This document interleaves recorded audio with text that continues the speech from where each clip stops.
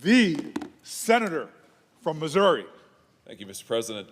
Mr. President, I rise today in opposition to this administration's dangerous policy of American weakness and in support of the strong men and women of the United States energy sector who are ready to step forward, to return this nation to energy independence, to burnish this nation's strength, and to show the Russians what the United States is capable of.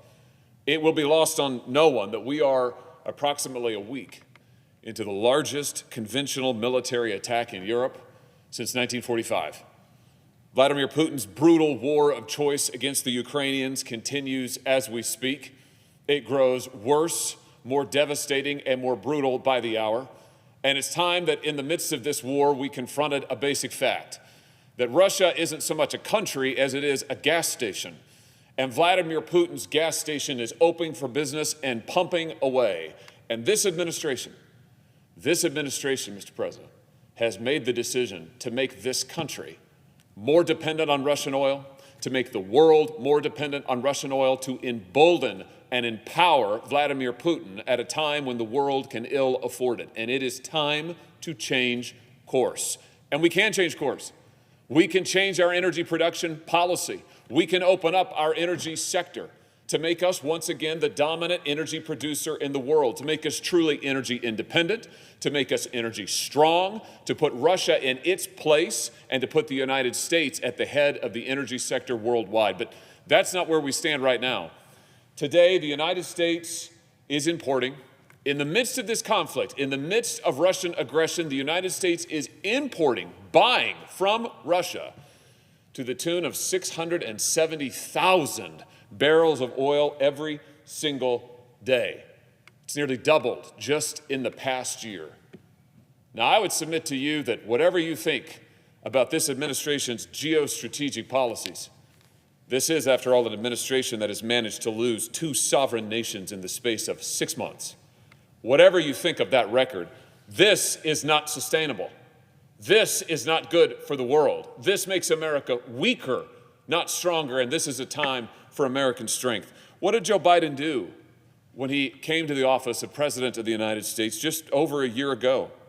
Well, among his first actions was to cancel the Keystone Pipeline, to halt a leasing program in Alaska, to issue a halt on all new oil and gas leases, as well as drilling permits on federal lands and federal waters. By the way, that accounts for about 25% of U.S. energy production. He directed federal agencies to get rid of all support for fossil fuels. He imposed new regulations on oil and gas and methane emissions. He hired new SEC regulators to propose new climate regulations. And the list goes on, Mr. President. And these policies have had their effect. I will give the president credit where credit is due. His policies to throttle down our energy production have been successful. He has succeeded in making this nation energy dependent.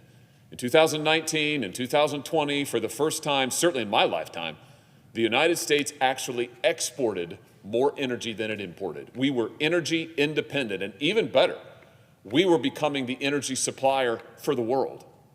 Who's the energy supplier for the world now? It's Vladimir Putin. And that's because, at least in part, of the policies that this administration and President Biden have deliberately sought to pursue. Look, at the statistics don't lie. Why is Russia able to pursue this war of aggression in Ukraine? Well, at least in part because of this. They supply 20% of Europe's oil. Russia alone, 20% of Europe's oil, 40% of its gas, 20% of its coal.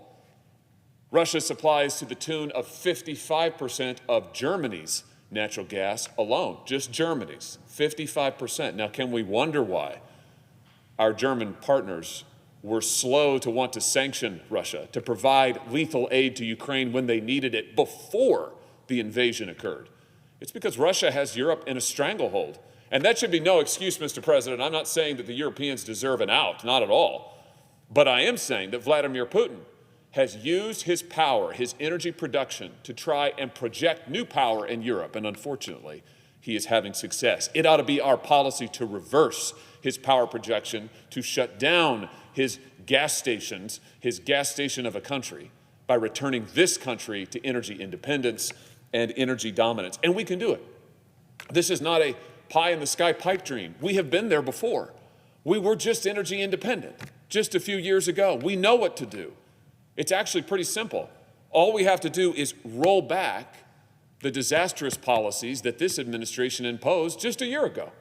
Roll those back and allow the American worker to get back to work on our pipelines, on our rigs, drilling and pumping natural gas and producing biofuels like the ones that we produce, the kind that we produce in my state. Put American energy back to work. It's actually pretty simple. Sometimes, Ronald Reagan once said, there actually are simple solutions. Not easy ones, but simple ones. This one, Mr. President, is simple, it's direct, and it's time that we took it.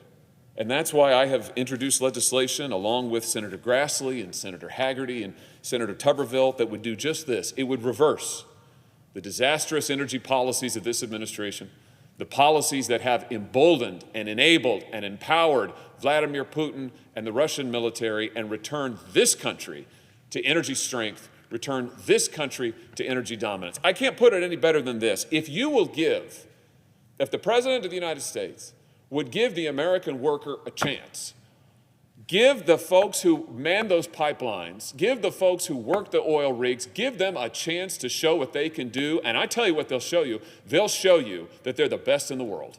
They'll show you that they're the strongest in the world. They'll show you that this country is the strongest in the world, and they will put the Russian energy sector to shame. And by the way, Joe Biden, his policy was to greenlight the Russian pipeline, Putin's pipeline, Nord Stream 2. He lifted sanctions on it when he came to office, imposed limits on our own energy production, but lifted them on the Russians. Here's a suggestion. Shut down Putin's pipelines. Shut down Putin's energy sector. Open ours up. Do just the opposite of what President Biden did a year ago. Shut down the Russian energy production, open up American energy production, and show the world what the American people can do. And that's what the bill that I've introduced, along with my co-sponsors, who I'm proud to have with me, that's what it would do. It's very simple, Mr. President, and I would suggest to you that the time is of the essence. And so now I ask unanimous consent that the Committee on Energy and Natural Resources be discharged from further consideration of S 3714 and the Senate proceed to its immediate consideration. I further ask unanimous consent that the bill be considered read a third time and passed, and that the motion to reconsider be considered made and laid upon the table.